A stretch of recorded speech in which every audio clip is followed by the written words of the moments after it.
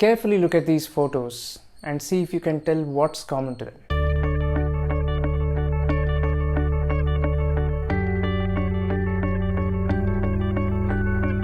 If you guess that they're all shot on a smartphone, you're absolutely right. And they're not shoddy, are they? So smartphones today are waterproof. They are of course very compact. They have crazy inbuilt HDR capabilities. They even have fancy features like inbuilt time-lapse, long exposures, raw shooting, and whatnot. So today more than ever, it's relevant to ask, why do you need a DSLR? Let's find out, shall we?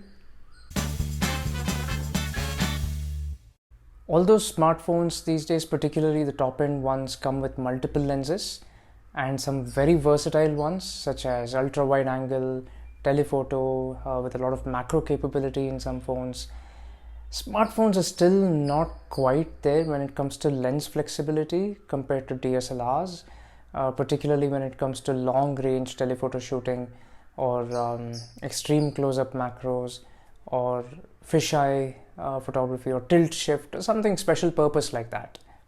Let me illustrate the importance of a telephoto lens with the help of a shy subject.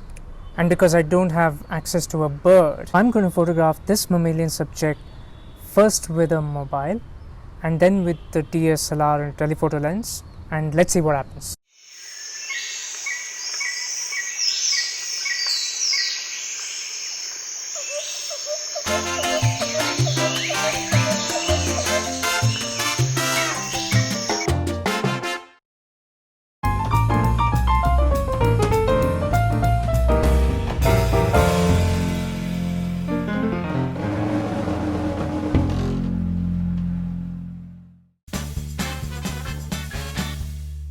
DSLRs tend to last a lot longer than smartphones because smartphones, being the multi-utility devices that they are doing a bunch of things for you at the same time because they're not dedicated cameras.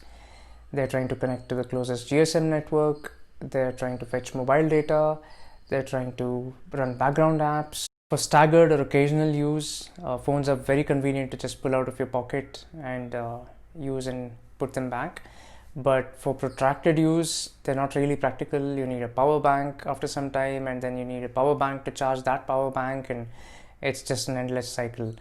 And in between all this, of course, you also have to use it for phone things, and therefore a DSLR is a lot more practical when it comes to all-day shooting.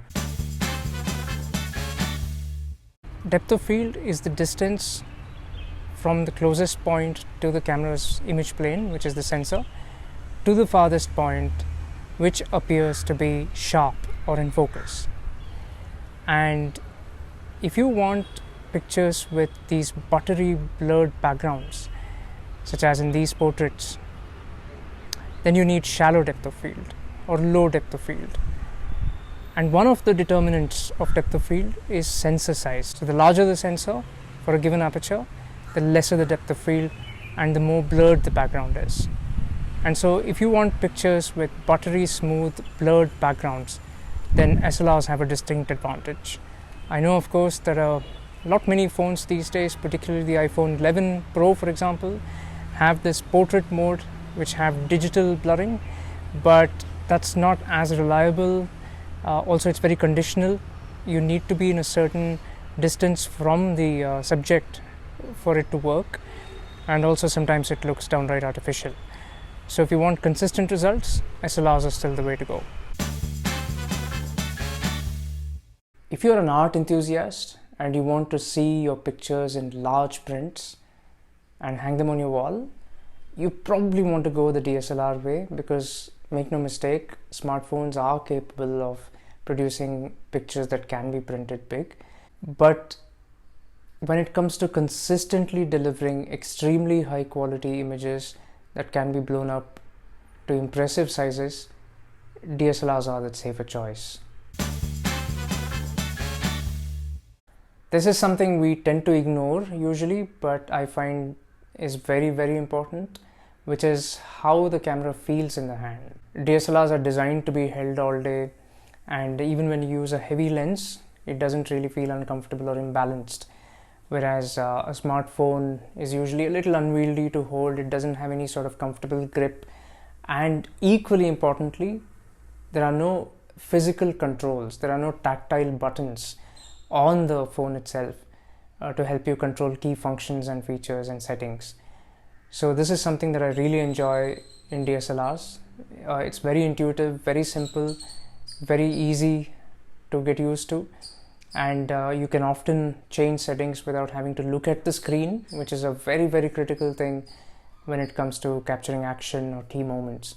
So I would say ergonomics are definitely a factor that still plays to the hands of DSLRs.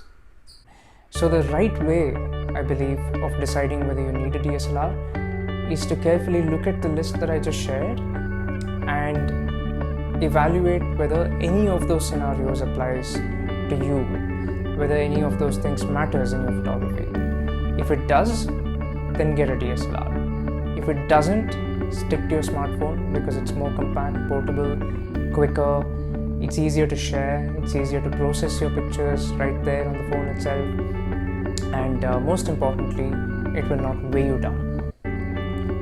Okay, thank you so much for watching. I'll see you in the next video.